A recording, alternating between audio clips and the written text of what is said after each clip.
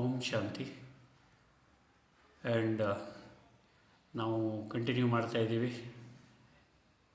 ನಮ್ಮ ಸ್ಪಿರಿಚುಯಾಲಿಟಿಯನ್ನು ಅಥವಾ ಆಧ್ಯಾತ್ಮಿಕತೆಯಲ್ಲಿ ಮೇಲೆ ಹೋಗಲಿಕ್ಕೆ ಕೆಲವೊಂದು ಟಿಪ್ಸು ಸಲಹೆಗಳು ಅದನ್ನು ಕೊಡ್ತೀನಿ. ಏನೇನು ಮಾಡಬೇಕು ಹೆಚ್ಚಿಗೆ. ಇವತ್ತು ಕರ್ಮದ ಸಬ್ಜೆಕ್ಟ್ ತೆಗೆದುಕೊಳ್ಳುತ್ತೇನೆ. ಕರ್ಮ. ಕರ್ಮದ್ದು ಡೈಲಿ ಕ್ಲಾಸ್ ಬರ್ತೀರ, ಅದರಲ್ಲಿ ಒಂದು ವಿಷಯ ಹೇಳಿದ್ವಿ ಅಥವಾ ಒಂದು ವಿಷಯದ ಮೇಲೆ ಮಾತಾಡಿದ್ವಿ. ಯಾರಾದರೂ ಆಲ್ರೆಡಿ ಶರೀರ ಬಿಟ್ಟಿದ್ದೇ ಆದರೆ ನಾವು ಅವರ ಪ್ರತಿ ಯಾವ ಥರ ಯೋಚನೆ ಮಾಡ್ತೀವಿ ಅಥವಾ ಏನನ್ನು ಯೋಚನೆ ಮಾಡ್ತೀವಿ. ಓಕೆ, ಅದು ಹೇಗೆ ಎಫೆಕ್ಟ್ ಆಗುತ್ತೆ ಅಥವಾ ಯಾರಿಗೆ ಎಫೆಕ್ಟ್ ಆಗುತ್ತೆ ಅದರ ವಿಷಯದಲ್ಲಿ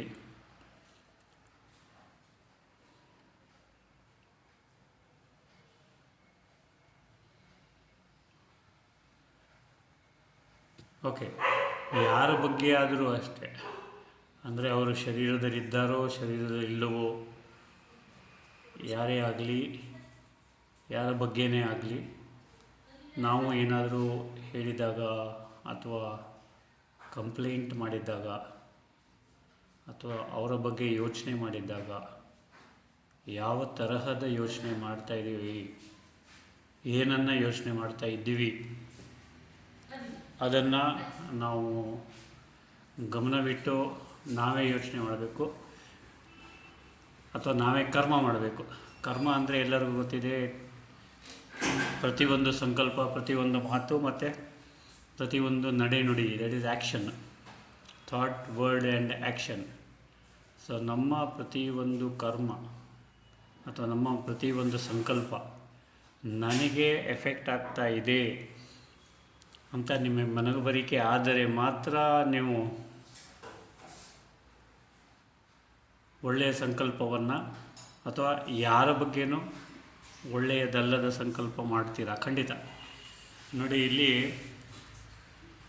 ನಮಗೆ ಬಾಬಾ ಹೇಳಿದ್ದಾರೆ, ಎಲ್ಲರ ಪ್ರತಿ ಕೇವಲ ಶುಭಕಾಮನೆ, ಶುಭ ಭಾವನೆ ಅಥವಾ ಒಳ್ಳೆಯ ಸಂಕಲ್ಪಗಳನ್ನೇ ಮಾಡಿ ಅಂತ. ಅದರ ಬಗ್ಗೆ ಏನಾಗುತ್ತೆ ಅಂತ ನಮ್ಮ ಫಿಸಿಯಾಲಜಿ ಪ್ರಕಾರ ಅಥವಾ ನಿಮ್ಮ ಡಾಕ್ಟರಿ ಲ್ಯಾಂಗ್ವೇಜ್ ಅಂತಾರಲ್ಲ, ಅದರ ಪ್ರಕಾರ ಏನಾಗಬಹುದು, ನಮ್ಮ ಶರೀರಕ್ಕೆ ಅಥವಾ ನಮ್ಮ ಶರೀರದ ಪ್ರತಿಯೊಂದು ಅಣುವಿಗೂ, ಪ್ರತಿಯೊಂದು ಜೀವಕೋಶಕ್ಕೂ ನಾವು ಮಾಡುವಂತಹ ಸಂಕಲ್ಪ ಎಫೆಕ್ಟ್ ಆಗುತ್ತೆ. ಹೇಗೆ? ನಮ್ಮಲ್ಲಿ, ನಮ್ಮ ಮೆದುಳಿನಲ್ಲಿ ಅಥವಾ ತಲೆಯಲ್ಲಿ ಅಥವಾ ಸ್ಕಲ್ಲಲ್ಲಿ ಒಂದು ಹೈಪೋಥ್ಯಾಲಮಸ್ ಅಂತ ಇದೆ. ಈ ಹೈಪೋಥ್ಯಾಲಮಸ್ ಏನು ಮಾಡುತ್ತೆ ಅಂತಂದರೆ, ಪ್ರತಿಯೊಂದು ಸಂಕಲ್ಪ ನೀವು ಒಳ್ಳೆಯ ಸಂಕಲ್ಪ ಮಾಡಿದರೆ ಅದು ಒಳ್ಳೆಯದಾದ ಹಾರ್ಮೋನ್ ಅಥವಾ ಒಳ್ಳೆಯದಾದ ಕೆಮಿಕಲ್ ಸೆಕ್ರೀಟ್ ಮಾಡುತ್ತೆ. ಆ ಸೆಕ್ರೀಟ್ ಮಾಡಿರ್ತಕ್ಕಂಥ ಹಾರ್ಮೋನ್ ಅಥವಾ ಕ್ರಿಯೇಟ್ ಮಾಡಿರ್ತಕ್ಕಂಥ ಹಾರ್ಮೋನು ನಮ್ಮ ಶರೀರದ ಪ್ರತಿಯೊಂದು ಜೀವಕೋಶಕ್ಕೂ ಹರಡುತ್ತೆ. ನಮ್ಮ ಶರೀರದಲ್ಲಿ ಒಬ್ಬೊಬ್ಬರ ಶರೀರದ ಸೈಜಿನ ಅನುಸಾರ ಸಾಧಾರಣ 300 ಟ್ರಿಲಿಯನ್ ಸೆಲ್ಸಿಂದ ಹಿಡಿದು 600 to 700 ಟ್ರಿಲಿಯನ್ ಸೆಲ್ಸ್ ಇರುತ್ತೆ. ಈ ಪ್ರತಿಯೊಂದು ಜೀವಕೋಶಕ್ಕೂ ನಾವು ಮಾಡಿರ್ತಕ್ಕಂಥ ಸಂಕಲ್ಪದಿಂದ ಅಥವಾ ಸಂಕಲ್ಪದ ಅನುಸಾರ ಈ ಒಂದು ಹೈಪೋಥ್ಯಾಲಮಸ್ ಗ್ರಂಥಿ ಏನು ನಮ್ಮ ಸ್ಕಲ್ಲಲ್ಲಿದೆ, ಬ್ರೈನಲ್ಲಿದೆ, ಮೆದುಳಿನಲ್ಲಿದೆ, ಅದು ಹಾರ್ಮೋನ್ ಅಥವಾ ಕೆಮಿಕಲ್ಸನ್ನು ಸೆಕ್ರೀಟ್ ಮಾಡುತ್ತೆ. ಅದು ಎಲ್ಲ ಜೀವಕೋಶಕ್ಕೆ ಅಥವಾ ಎಲ್ಲ ಸೆಲ್ಲಿಗೆ ಹರಡುತ್ತೆ. ಎಲ್ಲ ಸೆಲ್ಲಿಗೂ ಅದು ಪ್ರಾಣಿಕ್ ಎನರ್ಜಿ, ಪ್ರಾಣಶಕ್ತಿಯನ್ನು ನೀಡುತ್ತೆ. ನಾವು ಒಳ್ಳೆಯದಲ್ಲದಂತಹ ಸಂಕಲ್ಪ ಮಾಡಿದ್ದರೆ ಏನಾಗುತ್ತೆ? ನಾವು ಸಪೋಸ್ ಬೇರೆಯವರ ಬಗ್ಗೆ ಕೆಟ್ಟದ್ದನ್ನು ಯೋಚನೆ ಮಾಡಿದರೆ ಅಥವಾ ತಪ್ಪು ಯೋಚನೆ ಮಾಡಿದರೆ ಅಥವಾ ಕಂಪ್ಲೇಂಟ್ ಮಾಡಿದರೆ ಅಥವಾ ಬೇಡದೇ ಇದ್ದ ವಿಷಯ ಮಾತನಾಡಿದರೆ ಅವರ ಬಗ್ಗೆ, ಅವರಿಗೆ ಕೆಟ್ಟದ್ದಾಗುತ್ತೋ ಇಲ್ಲೋ ಅಂತ ಖಂಡಿತ ಗೊತ್ತಿಲ್ಲ. ಆದರೆ ನೀವು ಮಾಡಿರ್ತಕ್ಕಂಥ ಸಂಕಲ್ಪ ನಿಮ್ಮ ಮೆದುಳಿನಲ್ಲಿರ್ತಕ್ಕಂಥ ಈ ಹೈಪೋಥ್ಯಾಲಮಸ್ ಅದು ಟಾಕ್ಸಿನ್ಸನ್ನು ಸೆಕ್ರೀಟ್ ಮಾಡುತ್ತೆ. ಟಾಕ್ಸಿನ್ಸ್ ಅಂದರೆ ಪಾಯ್ಸನ್ ಅಂತ ಹೇಳೋಣ. ಆ ಪಾಯ್ಸನ್ನು ಅಥವಾ ಆ ಟಾಕ್ಸಿನ್ನು ಶರೀರದ ಪ್ರತಿ ಒಂದು ಜೀವಕೋಶಕ್ಕೆ ಹರಡುತ್ತೆ ಅಥವಾ ಜೀವಕೋಶಕ್ಕೆ ಸಿಗುತ್ತೆ. ಸೊ ಯಾವ ಜೀವಕೋಶ ಅಥವಾ ಯಾವ ಆರ್ಗನ್ನಿನ ಜೀವಕೋಶಗಳು ವೀಕ್ ಆಗಿದೆಯೋ ಅಲ್ಲಿ ಹೋಗಿ ಸೇರಿ ಮುಂದೆ ಆ ಆರ್ಗನ್ನಿಗೆ ಎಫೆಕ್ಟ್ ಆಗುತ್ತೆ ಅಥವಾ ಆ ಆರ್ಗನ್ ಫೇಲ್ ಆಗೋ ಸಾಧ್ಯತೆಗಳಿದೆ.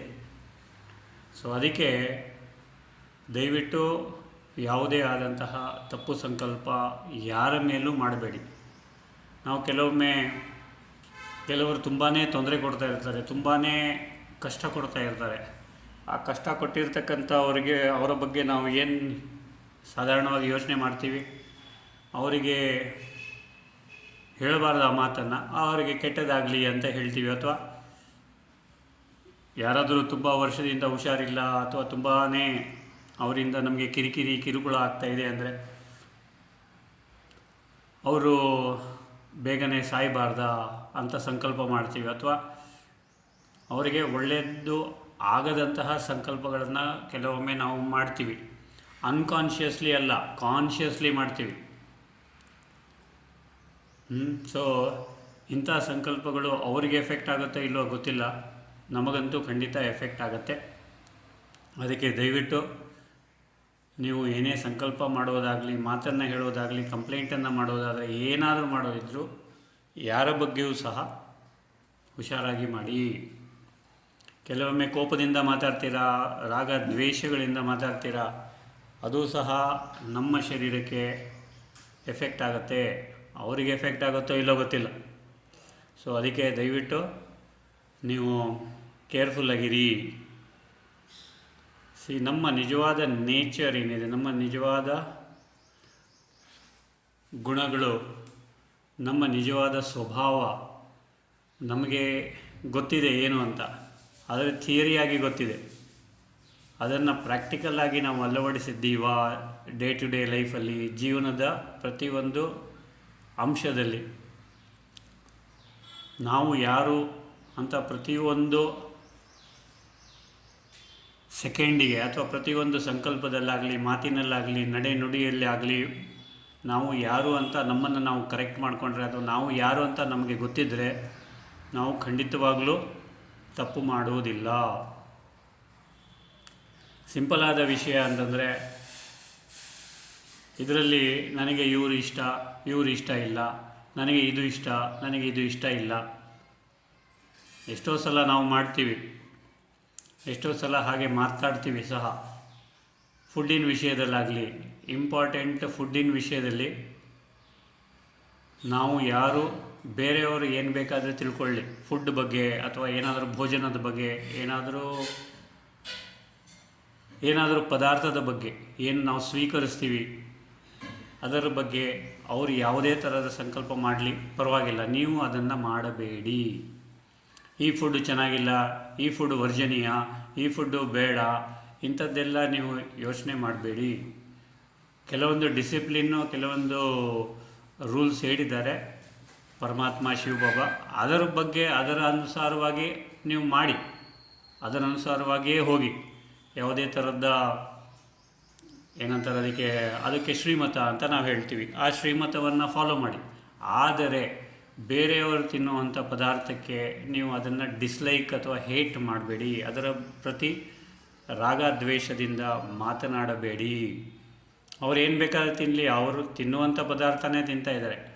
ಯಾವಾಗ ನೀವು ಅದು ಸರಿಯಲ್ಲ, ಅದು ಕೆಟ್ಟದ್ದು, ಅದು ತಪ್ಪು, ಅದು ರಾಗ ದ್ವೇಷವನ್ನು ಉತ್ಪನ್ನ ಮಾಡುತ್ತೆ, ಅದು ವಿಕಾರಗಳನ್ನು ಉತ್ಪನ್ನ ಮಾಡುತ್ತೆ, ಇಂಥ ಸಂಕಲ್ಪ ನೀವು ಮಾಡಿದ್ರೆ, ಈಗ 5 ನಿಮಿಷದ ಹಿಂದೆ ನಾನೇನು ಹೇಳಿದೆ, ಅದು ಅವರಿಗೆ ಎಫೆಕ್ಟ್ ಆಗುತ್ತೋ ಇಲ್ಲೋ ನನಗೆ ಗೊತ್ತಿಲ್ಲ, ಅವರ ಫುಡ್ಡಿಗೆ ಎಫೆಕ್ಟ್ ಆಗುತ್ತೋ ಇಲ್ಲೋ ನನಗೆ ಗೊತ್ತಿಲ್ಲ, ಆದರೆ ನಮಗೆ ಅಥವಾ ನಮ್ಮ ಶರೀರಕ್ಕೆ ಖಂಡಿತವಾಗ್ಲೂ ಎಫೆಕ್ಟ್ ಆಗುತ್ತೆ. ಸೊ ಅದಕ್ಕೆ ಹುಷಾರಾಗಿ ದಯವಿಟ್ಟು ಅಂಥ ಸಂಕಲ್ಪಗಳನ್ನು ಮಾಡಬೇಡಿ. ಇದು ಚೆನ್ನಾಗಿದೆ, ಇದು ಚೆನ್ನಾಗಿಲ್ಲ, ಇದು ಒಳ್ಳೆಯದು, ಇದು ಒಳ್ಳೆಯದಲ್ಲ, ಅದನ್ನು ಮೆಟ್ಟಿ ನೀವು ಮೇಲೆ ಹೋಗಬೇಕು. ಸೊ ನಾನ್ ಜಡ್ಜ್ಮೆಂಟಲ್ ಆಗಬೇಕು ಅಂತ ಹೇಳ್ತಾ ಇದ್ದೀನಿ ನಾನು ಪ್ರತಿ ವಿಷಯದಲ್ಲಿ. ನನಗೆ ಈ ಡ್ರೆಸ್ ಇಷ್ಟ, ಈ ಡ್ರೆಸ್ ಇಷ್ಟ ಇಲ್ಲ, ನನಗೆ ಈ ಸೀರೆ ಇಷ್ಟ, ಈ ಸೀರೆ ಇಷ್ಟ ಇಲ್ಲ, ಇವೆಲ್ಲ ಅದು ಆಗಿನ ಕಾಲದಾಯಿತು ಲೌಕಿಕದಲ್ಲಿ, ಈಗ ಅಲ್ಲ. ಯಾವಾಗ ನೀವು ಇದು ಇಷ್ಟ ಇಲ್ಲ ಅಂತ ಸ್ಟಾರ್ಟ್ ಅಥವಾ ಅಂದ್ಕೊಳ್ತೀರ ಮನಸ್ಸಲ್ಲಿ, ಅಲ್ಲಿಂದ ನಿಮ್ಮ ಕರ್ಮದ ಮೆಷಿನರಿ ಸ್ಟಾರ್ಟ್ ಆಗುತ್ತೆ. ಯಾವಾಗ ನೀವು ನನಗೆ ಇಷ್ಟ ಇಲ್ಲ ಅನ್ನೋದಕ್ಕಿಂತ ಮೇಲೆ ಹೋಗ್ತೀರಾ, ಆಗ ನಿಮಗೆ ಕರ್ಮ ತಗುಲುವುದಿಲ್ಲ. ಯಾವುದೇ ಥರದ ಕರ್ಮದ ಎಫೆಕ್ಟ್ ನಿಮ್ಮ ಮೇಲೆ ಆಗುವುದಿಲ್ಲ. ಅಂದರೆ ಅರ್ಥ ಏನು? ಹೊಸ ಕಾರ್ಮಿಕ್ ಅಕೌಂಟ್ಗಳು ನಿಮ್ಮ ಬ್ಯಾಗೇಜಲ್ಲಿ ಸೇರಿಕೊಳ್ಳೋದಿಲ್ಲ, ಕರ್ಮದ ಬ್ಯಾಗೇಜಲ್ಲಿ. ಅಂದರೆ ಅರ್ಥ ಸಂಪೂರ್ಣ ವೈರಾಗಿಯಾಗಿ ಅಥವಾ ವೈರಾಗ್ಯವನ್ನು ಪಾಲನೆ ಮಾಡಿ ಅಂತ ಶ್ರೀಮತ ಇದೆ. ವೈರಾಗ್ಯ ಅಂದರೆ ಇದೇ, ಸ್ಥಿತಪ್ರಜ್ಞವಾಗಿರೋದು, ಸಾಕ್ಷಿ ಭಾವದಲ್ಲಿರೋದು. ಇದು ಇಷ್ಟ ಇಲ್ಲ ಅದು ಮಾಡಬೇಡಿ. ನಮ್ಮಲ್ಲೇ ಎಷ್ಟೋ ಜನ ತಪ್ಪು ಕೆಲಸ ಮಾಡ್ತಾಯಿದ್ದಾರೆ, ಅವರ ಬಗ್ಗೆ ಕಂಪ್ಲೇಂಟ್ ಮಾಡೋದು, ಅವರು ತಪ್ಪು ಮಾಡ್ತಾಯಿದ್ದಾರೆ, ಅವ್ರು ಇದು ಮಾಡ್ತಾಯಿದ್ದಾರೆ, ಅವ್ರು ಈ ಥರ ಬಿಹೇವ್ ಮಾಡಿದ್ರು, ಆ ಥರ ಬಿಹೇವ್ ಮಾಡಿದ್ರು. ಅದನ್ನು ಸಹ ನೀವು ಮನಸ್ಸಿನಲ್ಲಿಯೂ ಸಹ ಅದನ್ನು ಕ್ರಿಯೇಟ್ ಮಾಡಬೇಡಿ. ಆ ಸಂಕಲ್ಪಗಳನ್ನು ನಿಮ್ಮ ಮನಸ್ಸಲ್ಲಿ ಕ್ರಿಯೇಟ್ ಮಾಡಬೇಡಿ. ಬೇರೆಯವ್ರು ಯಾರು ಏನು ಹೇಳಿದರೂ ಪರವಾಗಿಲ್ಲ, ನೀವು ಶಾಂತರಾಗಿರಿ. ಅವರ ಬಗ್ಗೆ ಒಳ್ಳೆಯ ಯೋಚನೆ ಮಾಡಿ, ಅವರ ಬಗ್ಗೆ ಶುಭಕಾಮನೆ ಶುಭ ಭಾವನೆ ಕೊಡಿ. ಅವರು ಎಲ್ಲರೂ ಒಳ್ಳೆಯವರೇ, ಈ ಜಗತ್ತಲ್ಲಿ ಇರ್ತಕ್ಕಂಥ ಎಲ್ಲರೂ ಒಳ್ಳೆಯವರೇ. ನಾನು ಇವರನ್ನು ಕರಿತೀನಿ, ಇವರನ್ನು ಕರೆಯಲ್ಲ, ಇವರು ನನಗೆ ಇವರು ಇಷ್ಟ ಇಲ್ಲ, ಈ ಥರ ಎಲ್ಲ ಸಂಕಲ್ಪ ಮಾಡಿದ್ದೇ ಆದರೆ ಅಲ್ಲಿಂದ ನಿಮ್ಮ ಹೊಸ ಅಕೌಂಟ್ ಶುರು ಅಂತ ಅರ್ಥ. ನೀವು ಇಂಥ ಹೊಸ ಅಕೌಂಟ್ಗಳು ಎಷ್ಟು ಮಾಡಿದ್ದೀರಾ ಈವರೆಗೆ ಲೆಕ್ಕ ಹಾಕಿದರೆ ಕಾನ್ಷಿಯಸ್ ಆಗಲಿ ಅನ್ಕಾನ್ಷಿಯಸ್ ಆಗಿ ಎಷ್ಟೋ ಕ್ರಿಯೇಟ್ ಮಾಡಿರ್ತೀರ. ನನಗೆ ಈ ಸಬ್ಜೆಕ್ಟ್ ಇಲ್ಲ, ಈ ಸಬ್ಜೆಕ್ಟ್ ಇಷ್ಟ ಇದೆ, ನನಗೆ ಈ ಟೀಚರ್ ಇಷ್ಟ ಇಲ್ಲ. ಯೋಚನೆ ಮಾಡಿ ನೋಡಿ ಎಷ್ಟು ಕ್ರಿಯೇಟ್ ಮಾಡಿದ್ದೀರಾ ಅಂತ. ಸೊ ಇವೆಲ್ಲ ನಮ್ಮ ಕರ್ಮದ ಲೆಕ್ಕಾಚಾರಕ್ಕೆ ಬಂದಿದೆ. ಈಗ ಅದರಿಂದ ಹೊರಗಡೆ ಬರಬೇಕು ಅಂತಂದರೆ ಅದು ನಮಗೆ ಎಫೆಕ್ಟ್ ಆಗ್ತಾ ಇದೆ. ಸಾಮಾನ್ಯವಾಗಿ ನಮ್ಮ ಹಳೆಯ ಕರ್ಮಗಳು, ಹಳೆಯ ಸಂಸ್ಕಾರಗಳು, ನಾವು ಅಂದ್ಕೊಳ್ತೀವಿ ಧರ್ಮರಾಜಪುರಿ, ಯಮಧರ್ಮರಾಜಪುರಿ ಅಲ್ಲಿ ಸೆಟ್ಲ್ ಆಗುತ್ತೆ ಅಂತ. ಅಲ್ಲಿ ಸೆಟ್ಲಲ್ಲ, ಇಲ್ಲೇ ಸೆಟ್ಲ್ ಆಗುತ್ತೆ. ಸಾಧಾರಣವಾಗಿ ನಾನು ಅಬ್ಸರ್ವ್ ಮಾಡಿರೋ ಥರ ಯಾರ್ಯಾರು 60 ವಯಸ್ಸು ದಾಟಿದ್ದಾರೆ ಅಥವಾ 70 ವಯಸ್ಸು ದಾಟಿದ್ದಾರೆ, ಈಗ ಅಂತೂ ಕೆಲವೊಮ್ಮೆ 50-55 ವಯಸ್ಸು ದಾಟಿದವ್ರಿಗೇ ಯಾವ್ಯಾವ ಥರದ ಪ್ರಾಬ್ಲಮ್ಸು, ಯಾವ್ಯಾವ ಥರದ ಇಶ್ಯೂಸು ನೋಡಿದರೆ ಅನಿಸುತ್ತೆ, ಆಗ ಅವರಿಗೆ ಕೇಳಿದರೆ ಈ ಥರ ಸಂಸ್ಕಾರ ನಿಮ್ಮಲ್ಲಿತ್ತ ಚಿಕ್ಕಂದಿನಿಂದ ಅಂದರೆ ಹೌದು ಅಂತಾರೆ. ಸೊ ಆ ಸಂಸ್ಕಾರಗಳು ಈಗ ಬೂಮರ್ಯಾಂಗ್ ಅಂತೀವಿ ನಾವು, ಅದು ನಮಗೆ ತಟ್ಟತ್ತೆ, ನಮಗೆ ತಾಗತ್ತೆ. ಅದು ಯಾವಾಗ ತಾಗತ್ತೆ ಅಂತಂದರೆ ಯಾವಾಗ ಶರೀರದಲ್ಲಿ ಶಕ್ತಿ ಇರಲ್ಲ, ಆಗಲೇ ಪ್ರಾಬ್ಲಮ್ಗಳು ಬರಲಿಕ್ಕೆ ಶುರು ಆಗುತ್ತೆ. ಯಾವಾಗ ಈ ಪ್ರಾಬ್ಲಮ್ಗಳು ಬರಲಿಕ್ಕೆ ಶುರು ಆಗುತ್ತೆ ಆವಾಗ ಅಂದ್ಕೋಬೇಕು ನಾವು ಮಾಡಿದ್ದು ನಮಗೆ ವಾಪಸ್ ಬರ್ತಾಯಿದೆ, ಅದು ಇದೇ ಜನ್ಮದಲ್ಲಿ. ಅದಕ್ಕೆ ಯಾರನ್ನು ಹೇಟ್ ಮಾಡಬೇಡಿ, ಯಾರನ್ನು ಡಿಸ್ಲೈಕ್ ಮಾಡಬೇಡಿ. ಎಲ್ಲರಿಗೂ ನಿಮ್ಮ ಆಶೀರ್ವಾದ ಹೋಗಲಿ. ಎಲ್ಲರ ಬಗ್ಗೆ ಒಳ್ಳೆಯದನ್ನೇ ಯೋಚನೆ ಮಾಡಿ. ದಯವಿಟ್ಟು ಯಾರ ಬಗ್ಗೆ ಸಹ ಒಂದು ಚೂರು ಕೆಟ್ಟದ್ದನ್ನು ಯೋಚನೆ ಮಾಡಲಿಕ್ಕೆ ಹೋಗಬೇಡಿ. ಓಕೆ.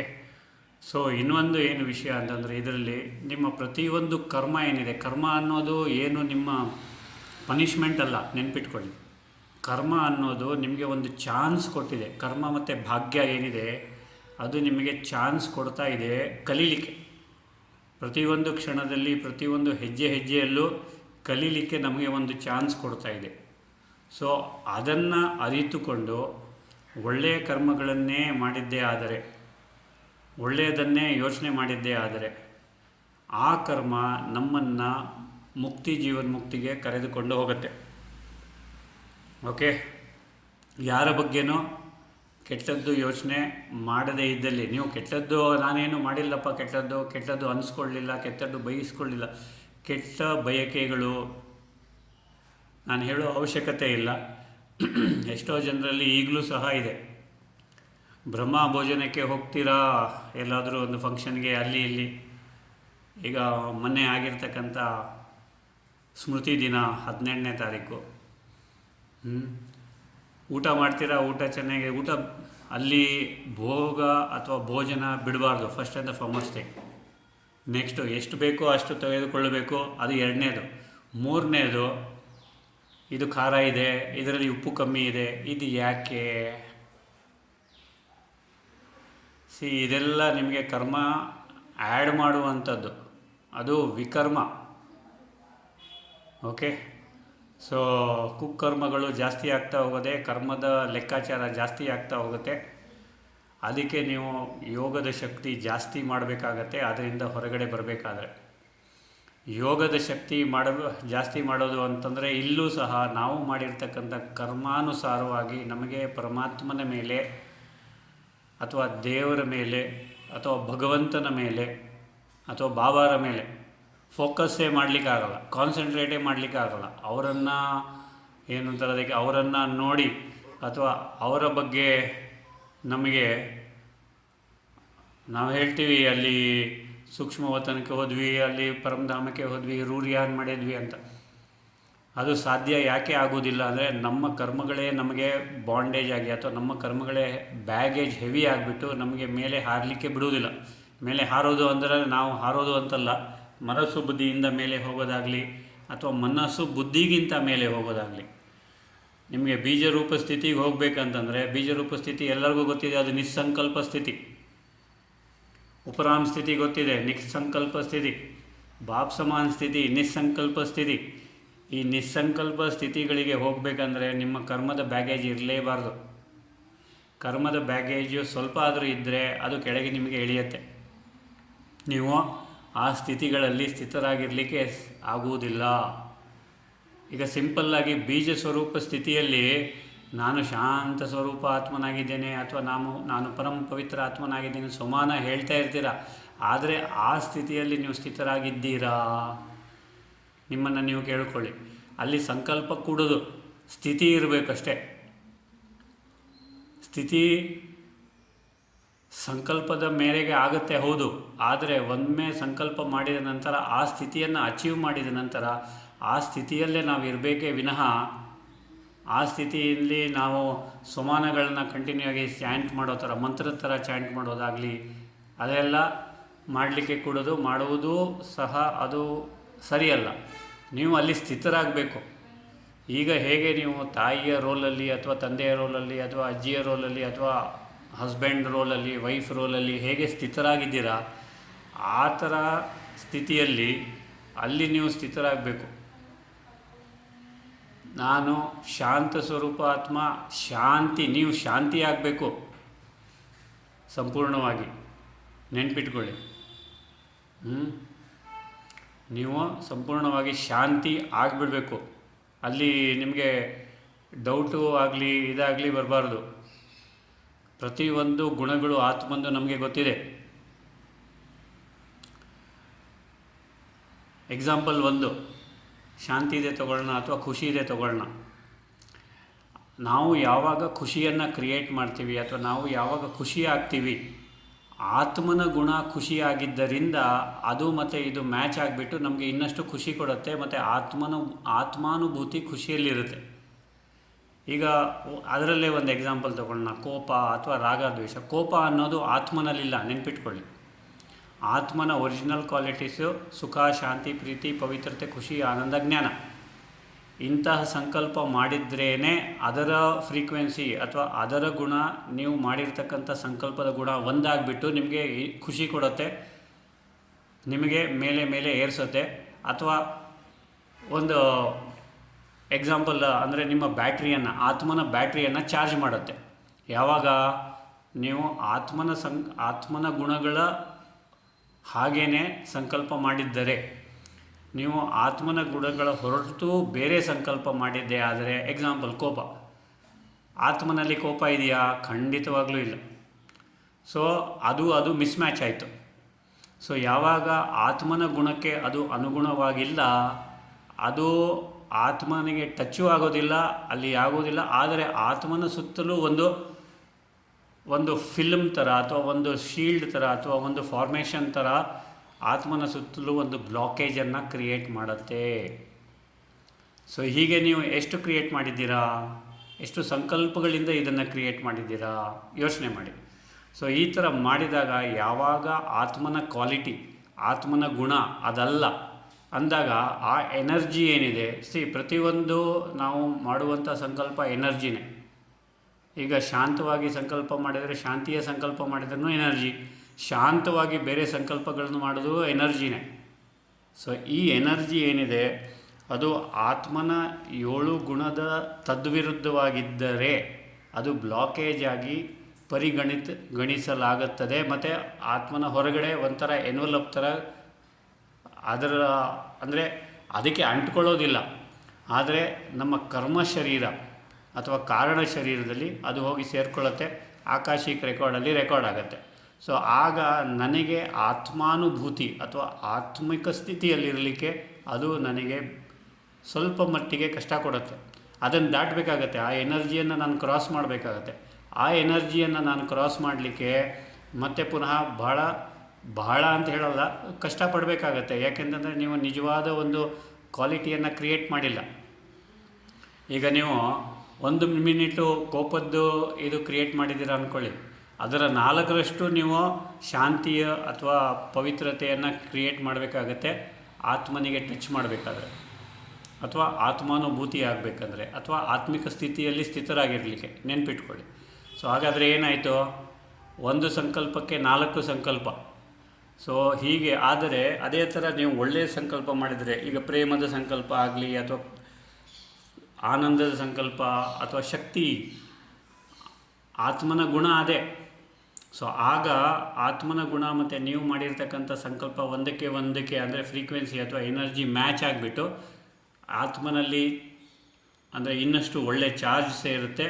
ಮತ್ತು not only charging of the soul ಅಥವಾ ಚಾರ್ಜಿಂಗ್ ಆಫ್ ದ ಆತ್ಮ, ನಿಮ್ಮ ಶರೀರಕ್ಕೂ ಸಹ ಎಕ್ಸ್ಟ್ರಾ ಎನರ್ಜಿ ಸಿಗುತ್ತೆ, ಎಕ್ಸ್ಟ್ರಾ ಪವರ್ ಸಿಗುತ್ತೆ.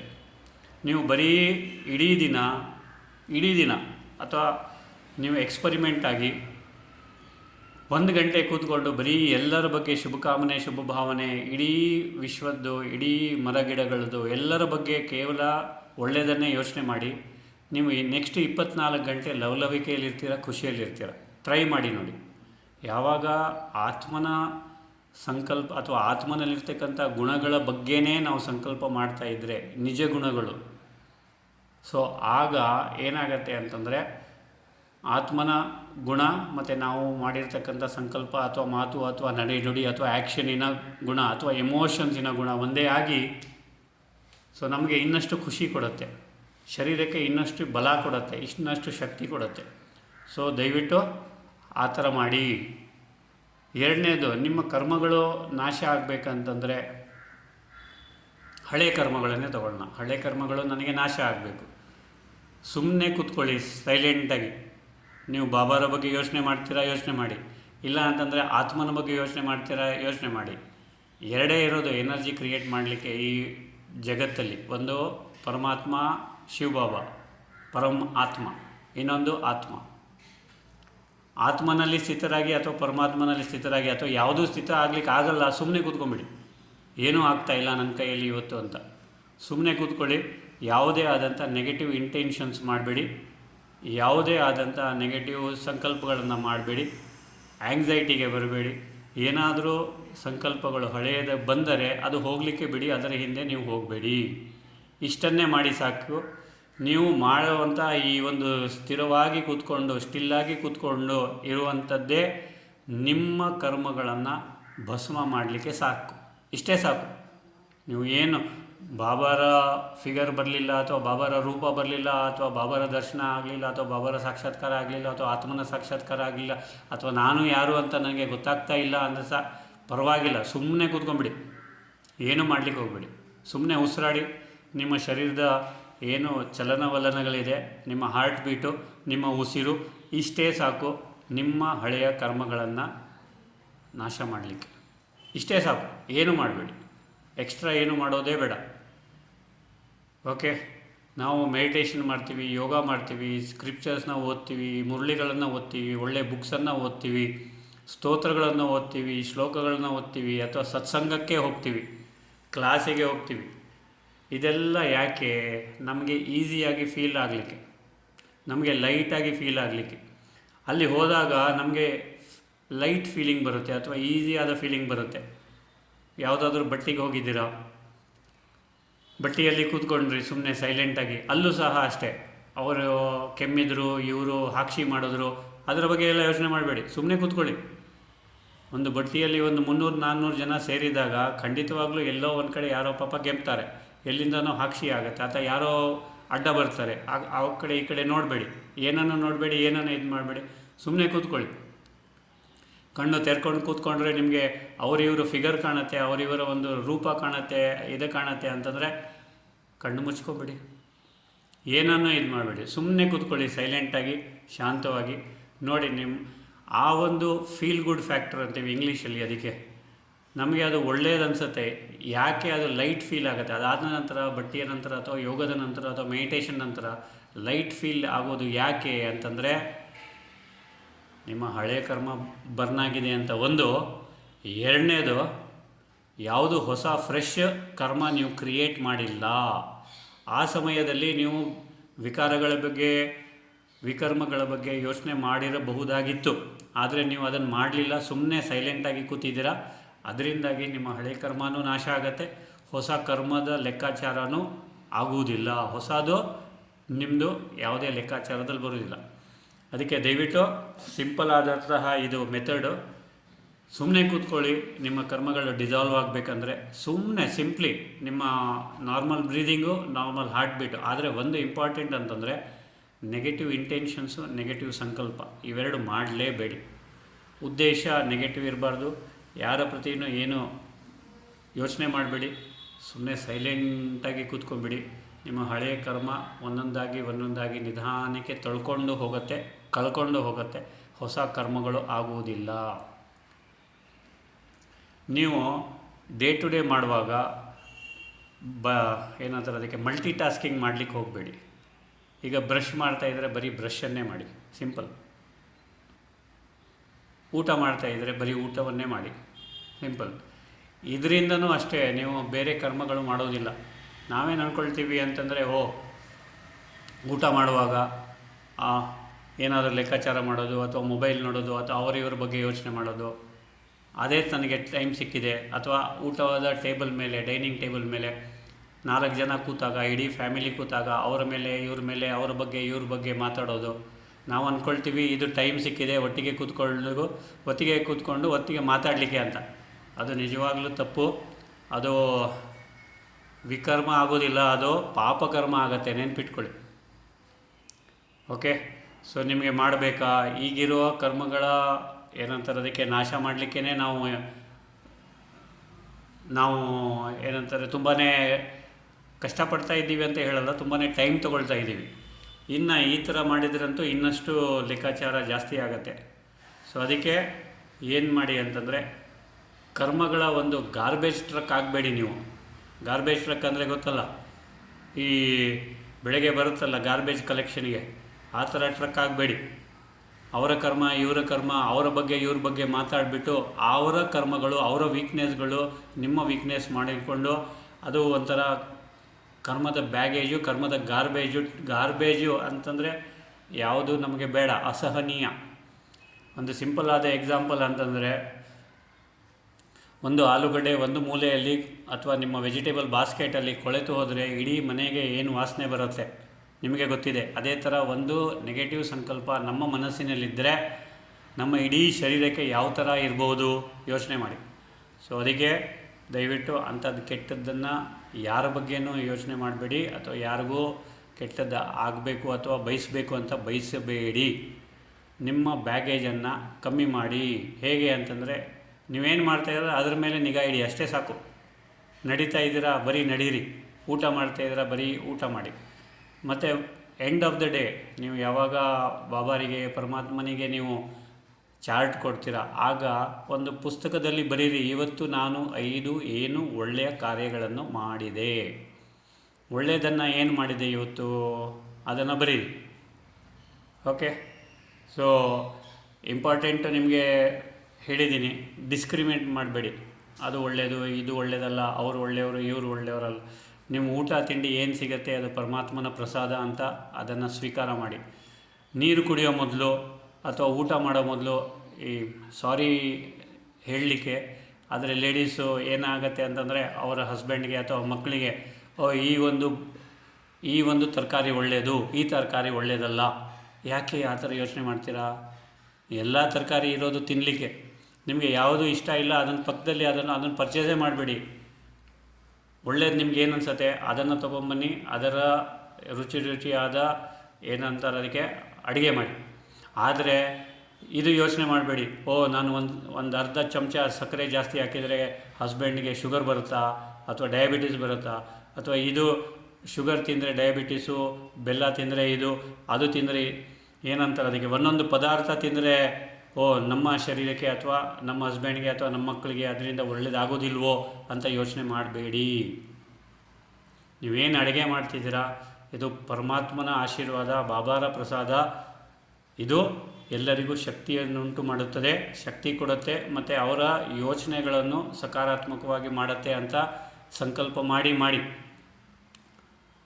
ನೀವು ಇದನ್ನು ಮಾಡಿದ್ದೇ ಆದರೆ 90% ಅಂದರೆ 90% ನಿಮ್ಮ ಕರ್ಮಗಳು ಯಾವುದು ಹೊಸದು ಸೇರಿಕೊಳ್ಳೋದಿಲ್ಲ. ನಿಮ್ಮ ಹಳೆಯ ಕರ್ಮಗಳೇನಿದೆ ಅದು ನಾಶ ಆಗ್ತದೆ, ಅಥವಾ ಡಿಸಾಲ್ವ್ ಆಗುತ್ತೆ, ಅಥವಾ ಅದು ಅಬ್ಸಾಲ್ವ್ ಆಗುತ್ತೆ, ಅಥವಾ ತೊಳೆದು ಹೋಗುತ್ತೆ. ಸೊ ಇಷ್ಟನ್ನೇ ಮಾಡಿ, ಸಿಂಪಲ್ಲು. ಕರ್ಮದ ಬಗ್ಗೆ ಈಸಿಯಾಗಿ ಅಂತಂದರೆ ನಾವು ಎಷ್ಟು ಒಳ್ಳೆಯದಾಗತ್ತೆ ಅಥವಾ ಆತ್ಮನ ಗುಣಗಳೇನಿದೆ ಅದರ ಅನುಸಾರವಾಗಿ ನಡೆದರೆ ದಿನವಿಡೀ ಯಾವುದೇ ಹೊಸ ಕರ್ಮ ಅಂಟುವುದಿಲ್ಲ, ಮತ್ತು ಹಳೆಯ ಕರ್ಮಗಳು ನಿಧಾನಕ್ಕೆ ತೊಳ್ಕೊಳ್ತಾ ಹೋಗುತ್ತೆ, ನಾಶ ಆಗ್ತಾ ಹೋಗುತ್ತೆ, ನಮಗೆ ಎಫೆಕ್ಟ್ ಆಗೋದಿಲ್ಲ. ಮತ್ತು ಕೆಲವು ಕರ್ಮಗಳಿದೆ ನಾವು ಮಾಡಿದ್ದಕ್ಕೆ ಅದು ವಾಪಸ್ ನಮಗೆ ಬಂದೇ ಬರುತ್ತೆ. ಆ ಕರ್ಮವನ್ನು ಯಾಕಪ್ಪ ಇದು ನನಗೆ ಆಯಿತು, ಯಾಕಪ್ಪ ನನಗೆ ಹಲ್ಲು ನೋವು ಬಂತು, ಯಾಕಪ್ಪ ನನಗೆ ತಲೆನೋವು ಬಂತು, ಅದರ ಬಗ್ಗೆನೂ ಯೋಚನೆ ಮಾಡಬೇಡಿ. ಅದು ಬಂದಿದೆ ಕರ್ಮ ಕಳೀಲಿಕ್ಕೆ, ಬಂತು ಹೋಗುತ್ತೆ ಅಷ್ಟೇ. ನೀವು ಅದರ ಬಗ್ಗೆ ಯಾಕೆ ಬಂತು, ನನಗೆ ಯಾಕೆ ಬಂತು, ನಾನೇನು ಮಾಡಿದ್ದೆ, ನಾನಿಷ್ಟು ನೆನಪು ಮಾಡ್ತೀನಿ, ನಾನಿಷ್ಟು ಯೋಗ ಮಾಡ್ತೀನಿ, ನಾನಿಷ್ಟು ಮುರಳಿ ಓದ್ತೀನಿ, ಇವೆಲ್ಲ ಪಕ್ಕದಲ್ಲಿ ಇಟ್ಬಿಡಿ. ಇವೆಲ್ಲ ಹಳೆಯ ಕರ್ಮಗಳು ಬಂದಿದೆ. ಯಾಕೆ ಬಂದಿದೆ? ಲೆಕ್ಕಾಚಾರ ತೀರಿಸ್ಕೊಳ್ಳಿಕ್ಕೆ ಬಂದಿದೆ.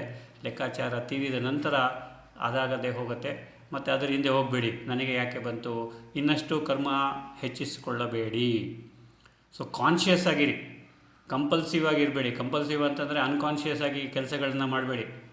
ವಾಕಿಂಗ್ ಮಾಡುವಾಗ ಹಾಡು ಕೇಳೋದು, ವಾಕಿಂಗ್ ಮಾಡುವಾಗ ಮ್ಯೂಸಿಕ್ ಕೇಳೋದು, ವಾಕಿಂಗ್ ಮಾಡುವಾಗ ಯಾರ ಹತ್ರ ಮಾತಾಡೋದು, ಅದು ವಾಕಿಂಗ್ ಆಗೋದಿಲ್ಲ, ಅದು ಟಾಕಿಂಗ್ ಆಗುತ್ತೆ. ಸೊ ವಾಕಿಂಗ್ ಮಾಡುವಾಗ ಕೇವಲ ವಾಕಿಂಗ್ ಮಾಡಿ. ಅಂದರೆ ಇವೆಲ್ಲ ಯಾಕೆ ಅಂದರೆ ಹೆಚ್ಚಿನ ಕರ್ಮ ನಿಮ್ಮಲ್ಲಿ ಸೇರಿಕೊಳ್ಳದೇ ಇರಲಿಕ್ಕೆ ಅಷ್ಟೇ. ಇಲ್ಲ ನಾನು ಟಾಕಿಂಗೇ ಮಾಡ್ತೀನಿ ಅಂದರೆ ಮಾಡಿ, ಅದು ನಿಮ್ಮಿಷ್ಟ.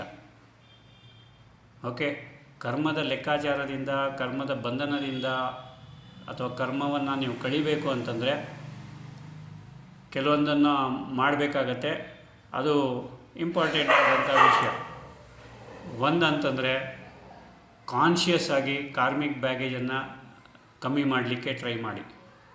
ಕಾರ್ಮಿಕ್ ಎಫೆಕ್ಟ್ ಕಮ್ಮಿ ಆಗಬೇಕಂದ್ರೆ ಕಾನ್ಷಿಯಸ್ ಆಗಿ, ಜಾಗೃತವಾಗಿ, ಓಕೆ, ಹಳೆ ಬ್ಯಾಗೇಜ್ ಏನಿದೆ ಅದನ್ನು ಕಮ್ಮಿ ಮಾಡ್ತಾ ಹೋಗಿ. ಕರ್ಮದ ಇನ್ಫ್ಲೂಯೆನ್ಸಿಗೆ ಬರಬೇಡಿ. ಓಕೆ, ಅದರಿಂದ ಮೇಲೆ ಹೋಗಿ ಅಥವಾ ಅದರಿಂದ ಉತ್ತೀರ್ಣರಾಗಿ. ನಾನು ಅಂದಾಗ ಆತ್ಮನ ನೀವು ಆತ್ಮ ಅಂತಲೇ ತಿಳ್ಕೊಳ್ಳಿ, ಸೋಲ್ ಅಂತಲೇ ತಿಳ್ಕೊಳ್ಳಿ, ಸ್ಪಿರಿಟ್ ಅಂತಲೇ ತಿಳ್ಕೊಳ್ಳಿ. ಶರೀರದ ಮುಖಾಂತರ ಮಾಡ್ತಾ ಇದ್ದೀರಾ ಹೌದು, ಆದರೆ ಶರೀರ ಅಥವಾ ಶರೀರದ ಹೆಸರಿನಿಂದ ನಾನು ಇದನ್ನು ಮಾಡ್ತಾಯಿದ್ದೀನಿ ಅದನ್ನು ಮಾಡ್ತಾಯಿದ್ದೀನಿ ಅಂತಂದರೆ ಅದು ಕರ್ಮದ ಲೆಕ್ಕಾಚಾರವನ್ನು ಜಾಸ್ತಿ ಮಾಡುತ್ತೆ. ಯಾವಾಗ ಈಗೋಗೆ ಬರ್ತೀರಾ, ಅಹಂಕಾರಕ್ಕೆ ಬರ್ತೀರಾ, ಕರ್ಮದ ಲೆಕ್ಕಾಚಾರ ಹೆಚ್ಚು ಆಗುತ್ತದೆ. ನೆಕ್ಸ್ಟ್, ಫರ್ಗಿವ್ ಮಾಡಿ. ಯಾವುದೇ ಮನುಷ್ಯ ಯಾವುದೇ ಇದು ಏನಾದರೂ ಮಾಡಿರ್ಬೋದು ಯಾವತ್ತೋ, ಅದನ್ನು ಇನ್ನೂ ಇಟ್ಕೋಬೇಡಿ. ಅದನ್ನು ನೀವು ಇಟ್ಕೊಂಡ್ರೆ ಅದು ನಿಮಗೆ ತೊಂದರೆ, ನಿಮ್ಮ ಶರೀರಕ್ಕೆ ತೊಂದರೆ, ನೆನ್ಪಿಟ್ಕೊಳ್ಳಿ. ಓಕೆ, ನೀವು ಎಷ್ಟು ಅದನ್ನು ಇಟ್ಕೊಳ್ತೀರಾ ಅಷ್ಟು ನಿಮ್ಮ ಶರೀರಕ್ಕೂ ಹಾನಿ, ನಿಮ್ಮ ಮನಸ್ಸಿಗೂ ಹಾನಿ, ಬುದ್ಧಿಗೂ ಹಾನಿ, ನೀವು ಮೇಲೆ ಏರಿಕೆಗೆ ಹಾನಿ. ಅದಕ್ಕೆ ಕ್ಷಮಿಸಿ ಬಿಡಿ. ನೀವು ತಪ್ಪು ಮಾಡಿದ್ದೆ ಆದರೆ ಕ್ಷಮೆ ಕೇಳ್ಕೊಳ್ಳಿ. ಆಮೇಲೆ ಗ್ರೇಟ್ಫುಲ್ ಆಗಿ ನಿಮ್ಮ ಪ್ರತಿಯೊಂದು ಈ ಒಂದು ಜೀವನಕ್ಕೆ, ಈ ಒಂದು ಜನ್ಮಕ್ಕೆ ಗ್ರೇಟ್ಫುಲ್ ಆಗಿ ಥ್ಯಾಂಕ್ ಯು ಹೇಳಿ. ಪರಮಾತ್ಮನಿಗೆ, ಬಾಬಾರಿಗೆ ಥ್ಯಾಂಕ್ ಯು ಹೇಳಿ, ಎಲ್ಲರಿಗೂ ಥ್ಯಾಂಕ್ ಯು ಹೇಳಿ. ಇಡೀ ಪ್ರಕೃತಿಗೆ, ವಿಶ್ವಕ್ಕೆ, ಯೂನಿವರ್ಸಿಗೆ, ಬ್ರಹ್ಮಾಂಡಕ್ಕೆ ಥ್ಯಾಂಕ್ ಯು ಹೇಳಿ. ಯಾಕೆಂದರೆ ಈ ಒಂದು ಜೀವನ ಕೊಟ್ಟಿದ್ದಾರೆ, ಈ ಒಂದು ಲೈಫ್ ಕೊಟ್ಟಿದ್ದಾರೆ. ಗ್ರೇಟ್ಫುಲ್, ಪ್ರತಿಯೊಂದು ಹೆಜ್ಜೆ ಹೆಜ್ಜೆಗೂ ಗ್ರೇಟ್ಫುಲ್ ಆಗಿ ಆ್ಯಟಿಟ್ಯೂಡ್ ಆಫ್ ಗ್ರ್ಯಾಟಿಟ್ಯೂಡ್ ಇರಲಿ. ಓಕೆ, ನಿಮಗೆ ಹಾಗೇನಾದರೂ ಅನ್ನಿಸ್ತು, ಓ ನನಗೆ ಯಾಕೆ ಹೀಗೆ ಆಗ್ತಾಯಿತ್ತು ಅಥವಾ ನಮ್ಮ ಮನೇಲಿ ಈ ಥರ ತೊಂದರೆಗಳು ಬರ್ತಾಯಿದೆ ಅಂತಂದರೆ, ನೀವು ಯಾರಾದರೂ ಒಳ್ಳೆ ಅಸ್ಟ್ರಾಲಜರ್ ಹೆಲ್ಪ್ ತೊಗೊಳ್ಳಿ, ಪರವಾಗಿಲ್ಲ. ಏನು ಆಗಬೋದಿದೆ, ಏನು ಆಗ್ತಾಯಿದೆ, ಯಾಕೆ ಆಗ್ತಾಯಿದೆ ಅಂತ ತೊಗೊಳ್ಳಿ. ಆದರೆ ಅದಕ್ಕೆ ಅನುಗುಣವಾಗಿ ಏನೇನು ಮಾಡಬೇಕು ಅದರ ಅನುಸಾರವಾಗಿ ಮಾಡಿ. ಆದರೆ ಅವ್ರ ಮೇಲೆ ಇವ್ರ ಮೇಲೆಲ್ಲ ಕೆಟ್ಟದ್ದನ್ನು ಯೋಚನೆ ಮಾಡಬೇಡಿ.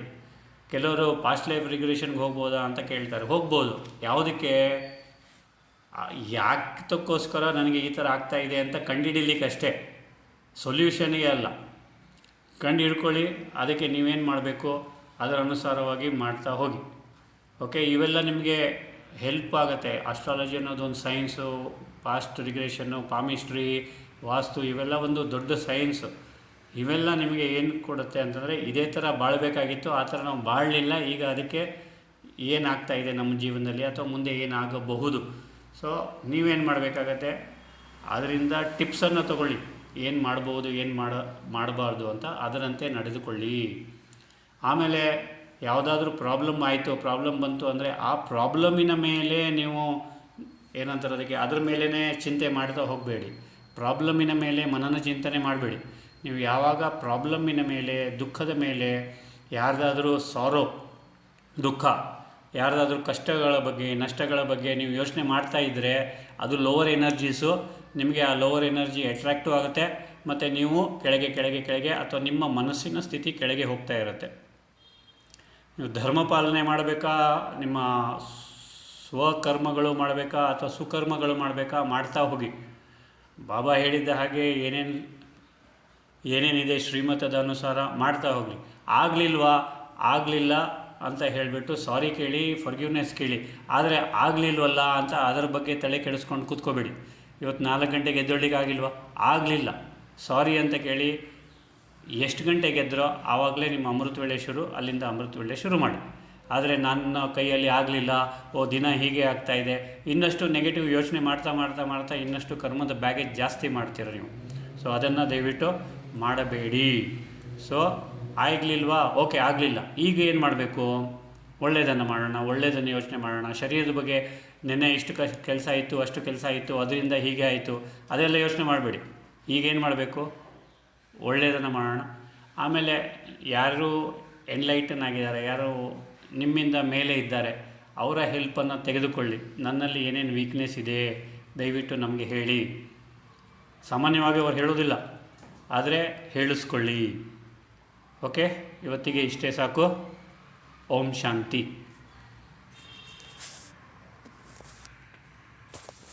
Thank you.